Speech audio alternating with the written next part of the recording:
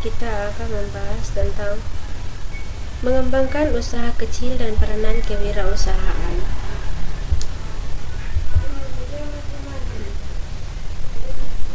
Nah,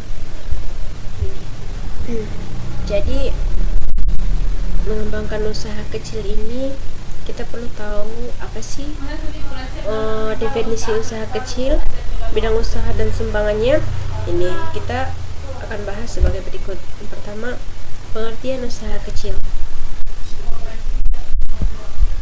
Jadi usaha kecil adalah kegiatan usaha yang mempunyai modal awal yang kecil dan jumlah pekerjaannya juga kecil. Nah, jadi setiap usaha itu kita mulai dari yang kecil sehingga kita kembangkan menjadi usaha yang sangat besar. Nah, bidang usaha kecil biasanya itu meliputi toko-toko, kelontong, pengedar, dan penggrosiran. Nah, biasanya bidang usaha kecil ini sangat banyak kita jumpai di sekitar kita. Nah, kemudian sumbangan usaha kecil. Sumbangan usaha kecil ini hanya bisa memberikan lapangan kerja untuk masyarakat kecil saja. Hanya itu yang bisa usaha kecil sumbangkan. Nah, usaha kecil dan kewirausahaan. Perusahaan kecil tidak dapat dipisahkan dengan kewirausahaan, sebab seseorang yang ingin mendirikan perusahaan dimulai dari usaha kecil-kecilan. Sehingga sebuah perusahaan atau organisasi yang besar akan berjalan dari usaha yang kecil. Jadi selanjutnya wirausaha dan kewirausahaan dan motivasinya dan motivasi kegiatannya. Jadi wirausaha dan kewirausahaan ini tidak sama pengertiannya. Jadi kita tidak boleh samakan wirausaha dan kewirausahaan itu pengertiannya sama. Jadi di sini saya akan memberikan perbedaan dari wirausaha dan kewirausahaan. Wirausaha adalah seseorang yang menjalankan usahanya sendiri, contohnya mengembangkan usaha ternak dan sebagainya. Jadi seorang wirausaha itu dia tidak perlu orang lain tidak perlu ikut campur dalam usahanya karena dia mengembangkan usahanya sendiri tanpa ada bantuan dari orang lain, seperti itu. Nah, kemudian kewirausahaan ini adalah seseorang yang sudah mampu memimpin suatu perusahaan atau organisasi secara efektif dan efisien, dan dia sudah memiliki kemampuan untuk menjadi seorang manajer yang baik. Nah, kewirausahaan ini sangat perlu campur tangan dari orang lain karena sebuah perusahaan tidak akan berjalan dengan baik jika tidak ada campur tangan ataupun masukan-masukan dari orang lain. Jadi kewirausahaan dan wirausahaan itu berbeda. Wirausaha dia tidak membutuhkan bantuan dari orang lain, sedangkan kewirausahaan ini dia sangat membutuhkan orang lain untuk ikut campur tangan dalam perusahaannya. Nah, yang kelima ini adalah kita akan membahas alasan mengapa sih seseorang itu mendirikan perusahaan. Yang pertama sekali adalah dia bebas membuat keputusan. Jadi ketika seseorang sudah mendirikan perusahaan, berarti dia sudah mampu membuat keputusan dan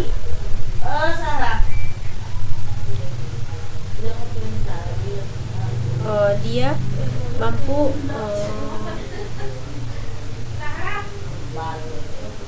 memberikan apa sih yang seharusnya dia lakukan. Nah, yang kedua adalah dorongan diri yang kuat. Jadi mungkin sebelum kita mendesain atau sebelum kita mendirikan sebuah usaha, kita sudah ada dalam diri kita dorongan-dorongan atau motivasi-motivasi yang kuat. Nah, yang ketiga nih, kesanggupan untuk mengambil risiko. Jadi ketika mendirikan usaha, kita pastinya sudah sanggup risiko apa yang akan terjadi di masa depan. Apakah usaha kita akan maju ataupun mundur. Nah, itu adalah suatu risiko. Jadi kita itu sudah sanggup.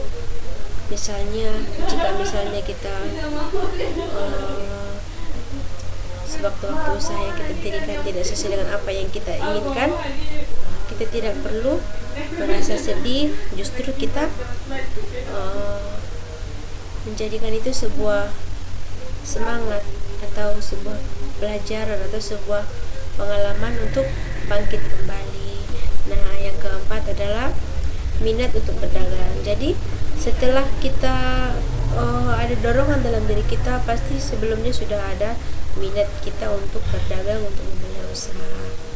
Nah, yang kelima adalah mendapatkan kesempatan berusaha. Jadi ini adalah ciri-ciri wirausaha yang berhasil. Yang pertama itu percaya diri, yang kedua berorientasikan kemanusiaan, yang ketiga berorientasikan tugas dan keputusan, yang keempat sikap keaslian ide dan kreatif, yang kelima berorientasikan masa depan, yang keenam bersedia mengambil risiko, yang ketujuh kemampuan membuat keputusan, yang kedelapan berorientasikan perencanaan, yang kesembilan kemampuan mendirikan perusahaan, dan yang kesepuluh kemampuan manajemen. Jadi ciri-ciri wirausaha yang berhasil itu dia memiliki inovasi-inovasi yang bisa dirancang di masa depan, sehingga banyak sekali ide-ide kreatif yang mampu membuat perusahaan itu semakin maju ke depannya.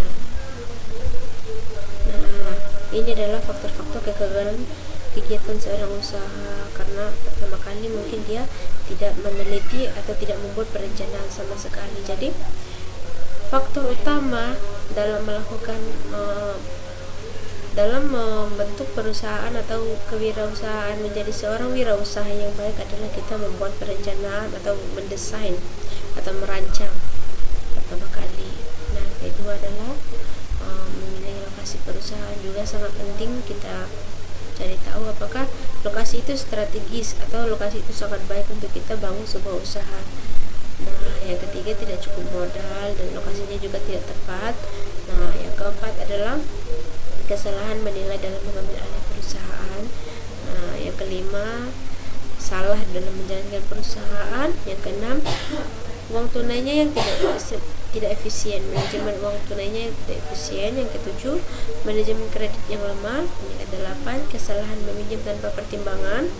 Yang kesembilan kelemahan perputaran stok. Yang kesepuluh kesalahan menggunakan ruang dagang.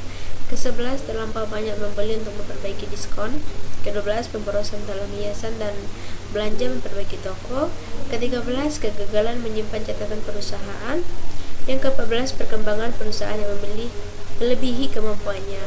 Yang ke-15 mutu jasa yang semakin menurun. Nah, ini adalah semua faktor-faktor kegagalan kegiatan seorang wirausaha. Jadi kita perlu memahami apa sih yang pertama kali akan kita langkahkan ke depan.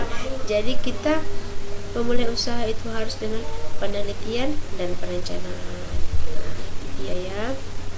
Yang ke-8 daya cipta dan pembaruan dalam ciptaan produk. Adapun metode yang dilakukan untuk mengembangkan meningkatkan daya cipta adalah pertama melalui kuesioner, yang kedua melalui brainstorming, yang ketiga melalui pemerhatian, yang keempat mengumpulkan ide, yang kelima adalah mencari ide dari konsumen. Nah, itu dia ya teman-teman.